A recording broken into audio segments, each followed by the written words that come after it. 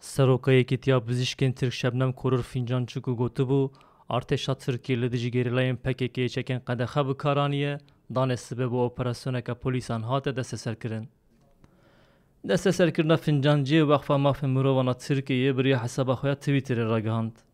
Weqfên erazîbûn nîşan da û xwest Fincancî di zûtirîn demde were azad kirin. Ve biz onların anılarını yaşatmaya Di derbarê mijarê de serdozgeriya Komarê ya Enqereyê jî daxuyaniyek belav kir û ragihand ku Fincancî bi tohmeta bangêşekirina rêxistina terorê hatiye desteserkirin. Serdozgeriyê ji dadgehê xwest bila biryar bigire postê Fincanciyê ji destê wê werestandin û Yekîtiya Bizîşkên Tirk serokekî nû ji bo xwe hilbijêre.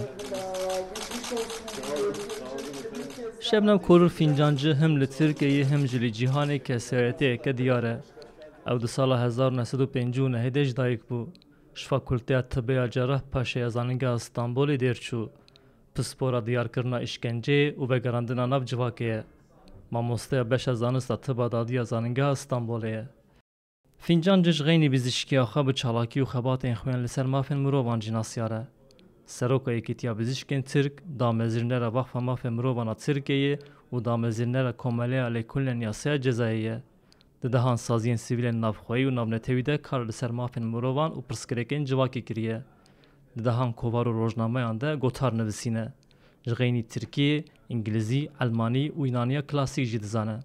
Fincancî ev ne care yekemetê girtin û di sala 2016 de dîsa bi tohmeta bangêşekirina PKK'yê hatibû zindanî kirin.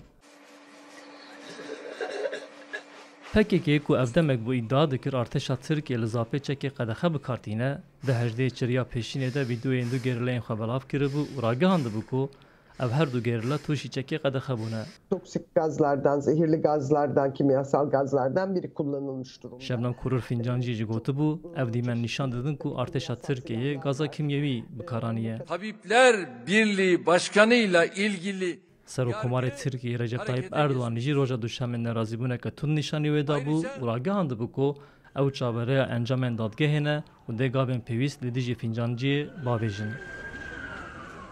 Ji Kurdistan 24 Murad Ekincî.